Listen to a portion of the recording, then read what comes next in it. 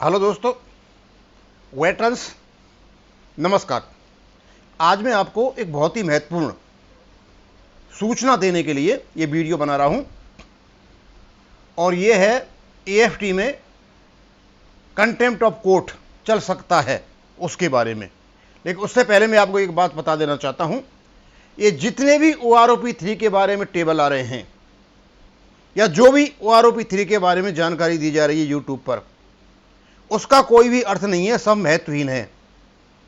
क्योंकि जो regular captains का जो केस है माननीय सुप्रीम कोर्ट में, वो भी OROP से रिलेटेड है, OMGC रिपोर्ट से।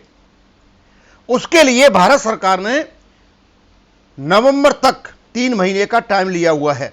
इसका मतलब यह हुआ कि नवंबर तक कोई भी OROP की टेबल नहीं आ रही है। अब मैं वापस इस पर आता हूं। आपको पता है कि एएफटी के जो भी निर्णय होते हैं वो समय से लागू नहीं हो रहे हैं और कुछ निर्णय तो ऐसे हैं जो लागू नहीं हुए और कमांड हेडक्वार्टर के माध्यम से हाई कोर्ट से उन पर स्टे ले लिया गया।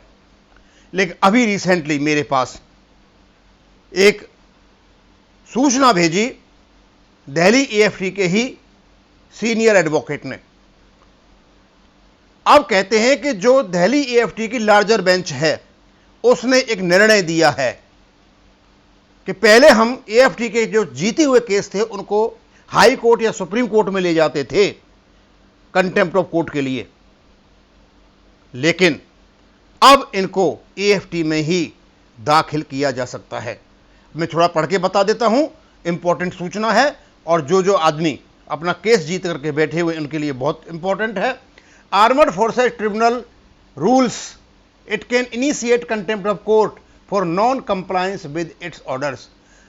जो इसके ऑर्डर हैं एएफटी के, यदि उनकी क्रियान्वयन नहीं होता है, उनका इंप्लीमेंटेशन नहीं होता है, तो उसका कंटेम्प्ट ऑफ कोर्ट कहां चल सकता है? एएफटी में चल सकता है। अब यह किसने दिया है? Larger bench of the tribunal today interpreted section 29 AFT Act and Rule 25 AFT rules to hold that the legislature did not intend to keep the AFT toothless। वो ये बताते हैं कि जो AFT का सेक्शन 29 है एक्ट का और जो रूल 25 है AFT रूल्स का, उसके अनुसार उसको पढ़ने के बाद पता चलता है कि जो विधायिका थी, जो लेजिस्लेचर थी, जो पार्लियामेंट थी, उसने एएफटी को टूथलेस नहीं बनाया है।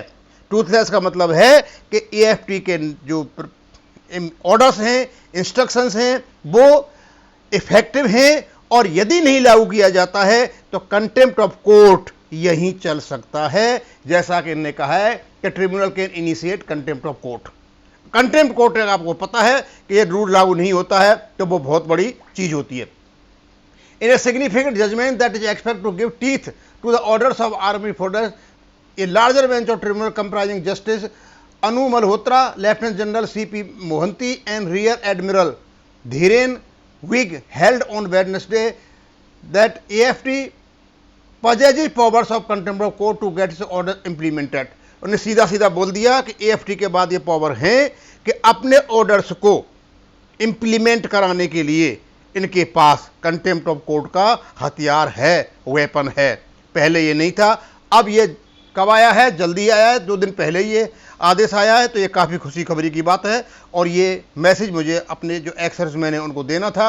हमको पता चला है कि लगभग 1800 से ज़्यादा केसेज पड़े हुए हैं एएफटी के नॉन इम्प्लीमेंटेशन के लिए और कुछ पर रोक लगी हुई है।